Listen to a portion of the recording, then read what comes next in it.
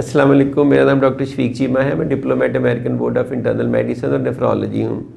अब पिछले दिनों मैंने एक शॉर्ट वीडियो डाली थी जिसमें मैंने कहा था कि कमेंट करें कि आप किस तरह की और वीडियो देखना चाहते हैं या कोई क्वेश्चन है तो मुझे बताएं। तो उसमें काफ़ी लोगों ने अच्छे अच्छे मशवरे दिए। तो उनमें से एक क्वेश्चन बार बार राइज़ हुआ है कि जिन लोगों का ट्रांसप्लांट होता है, किडनी ट्रांसप्लांट, इनकी जो केयर है आफ्टर ट्रांसप्लांट वो क्या होनी चाहिए। तो आज हम इस टॉपिक पे बात करेंगे जो गुर्दे की पैवंदकारी कराते हैं या गुर्दा ट्रांसप्लांट कराते हैं, तो उसके बाद उनको क्या केयर करनी चाहिए।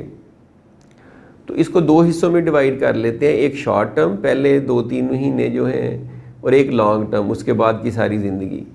तो पहले 2-3 महीने तो बड़े अहम होते हैं। आपका ट्रांसप्लांट हुआ होता है, सारी मेडिसिन नई होती हैं, बहुत सारी चीज़ें देखने वाली होती हैं। तो इसमें सबसे पहले तो ये है कि जैसे जैसे आपका डॉक्टर, सर्जन या नेफ्रोलॉजिस्ट कहता है वैसे करें। उनके साथ फॉलो अप ज़रूर रखें। जो ट्रांसप्लांट की मेडिसिन है उनको लर्न करें। बहुत सारे लोग उनको पता ही नहीं होता कि ये 3 मेडिसिन बड़ी इंपॉर्टेंट है। मेरे पास रिसेंटली एक पेशेंट आया, वो उसमें से जो सबसे अहम दवाई थी ना वो छोड़ के आया, 4 हफ्ते से ले ही नहीं रहा था। इससे रिजेक्शन हो जाती है। तो 3 मेडिसिन जैसे टेक्रोलमस है MMF है और डेल्टा कॉर्टल है, ये बड़ी अहम है। इनके बारे में आपने लर्न करना है कि ये कैसे लेनी है, क्यों लेनी है, किस वक्त लेनी है, इनमें से किसका ड्रग लेवल चेक होना है। तो अपनी दवाइयों के बारे में जानें। फिर कुछ ऐसी दवाइयाँ होती हैं जो प्रोफिलैक्सिस होता है अगेंस्ट डिफरेंट इन्फेक्शन, वो कौन सी हैं, वो आपने कितनी देर लेनी है। फिर ये कि शुगर और ब्लड प्रेशर की दवाइयों में कोई चेंज आई है, उसका क्या करना है।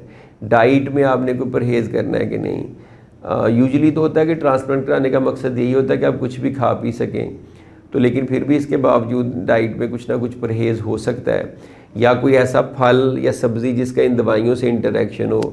जैसे मैंने इस पर पहले भी वीडियो बनाई हुई है कि ग्रेप फ्रूट जो है उसका इंटरेक्शन होता है एक ट्रांसप्लांट की मेडिसिन से, वो अब नहीं ले सकते।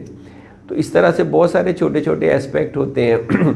फिर 4 हफ्ते के बाद आपके अंदर एक स्टेंट डला होता है, वो निकलना होता है। आपको इन्फेक्शन का चांस ज़्यादा है।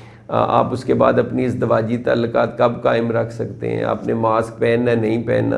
तो ये सारी चीज़ें शॉर्ट टर्म में आपको पता होनी चाहिए, आप उन पर अमल करें।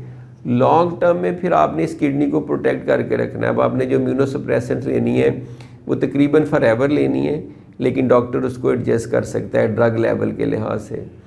आपने वैक्सीनेशन अगर आपकी कुछ नहीं हुई तो वो आपको करवानी पड़ेगी। जैसे हर साल आपको फ्लू वैक्सीन लगवानी चाहिए, 5 साल बाद नमूनिया की वैक्सीन लगवानी चाहिए। लाइव रिलेटेड वैक्सीन आप नहीं ले सकते ट्रांसप्लांट के बाद। इसी तरह से आपका ब्लड प्रेशर, अल्टीमेटली ये गुर्दा भी ब्लड प्रेशर से ख़राब हो सकता है, वो अच्छा कंट्रोल होना चाहिए। डायबिटीज़ का कंट्रोल बड़ा अहम है, क्योंकि अगर आपको पहले डायबिटीज़ की वजह से गुर्दा ख़राब हुआ है तो दूसरे पे भी तो शुगर का असर होगा। तो जितनी अच्छी कंट्रोल रखेंगे उतना आपके लिए लॉन्ग टर्म अच्छा है। बहुत सारे लोग हैं वो बहुत ज़्यादा खाना शुरू कर देते हैं कि जी भूख बड़ी लगती है दवाइयों से। तो मैं उन्हें कहता हूँ कि भूख दवाई से लगती है, लेकिन खाना तो आपके कंट्रोल में है ना। दवाई मुंह में खाना तो नहीं डाल देती, खाना तो आप खुद ही खाते हैं। तो आपने एक्सरसाइज करनी है, वॉक करनी है, हेल्दी डाइट लेनी है, वेट कंट्रोल में रखना है। इससे सिग्निफिकेंट फ़र्क पड़ता है। आपका जो किडनी 10 साल चलना है वो 30 साल भी चल सकता है। तो लॉन्ग टर्म बहुत सारी चीज़ें हैं, cholesterol, blood pressure, diabetes, weight, ये तो आपने मेंटेन रखने ही रखने हैं।